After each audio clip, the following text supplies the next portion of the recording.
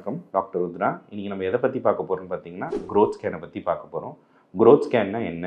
அது எப்போ எடுக்கணும்? அது எதுக்காக எடுக்கணுன்ட்டு நிறைய பேருக்கு ஒரு டவுட் இருக்கும். க்ரோத் ஸ்கேன் வந்து யூசுவலி பார்த்தீங்கன்னா 28 வாரத்துலேருந்து 32 வாரத்துக்குள்ளே ஒரு தடவை எடுக்கலாம்.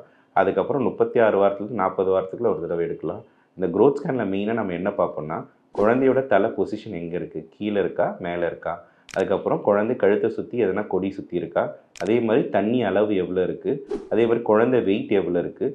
ப்ளசண்டா பொசிஷன் எப்படி இருக்குது? அதுக்கப்புறம் வந்து குழந்தையோட மூமெண்ட்ஸ் எப்படி இருக்குது? இது எல்லாமே தெரிஞ்சுக்கிறதுக்காக தான் க்ரோத் ஸ்கேன் வந்து ரொம்ப முக்கியம். அதே மாதிரி இந்த க்ரோத் ஸ்கேன் வந்து 28 வீக்ஸ்லேருந்து 32 வீக்ஸில் வந்து ஃபஸ்ட்டு க்ரோத் ஸ்கேன் சொல்லுவோம். செகண்ட் க்ரோத் ஸ்கேன் வந்து டெலிவரிக்கு முன்னாடி 36 to 40 வீக்ஸில் நம்ம எடுப்போம்.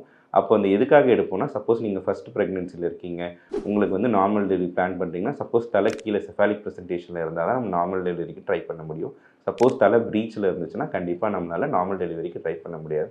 அந்த பொசிஷன்லாம் தெரிஞ்சுக்கிறதுக்காகவும், வெயிட் தெரிஞ்சுக்கிறதுக்காகவும், தண்ணி அளவு தெரிஞ்சுக்கிறதுக்காக தான் க்ரோத் ஸ்கேன் வந்து ரொம்ப இம்பார்ட்டன்ட்.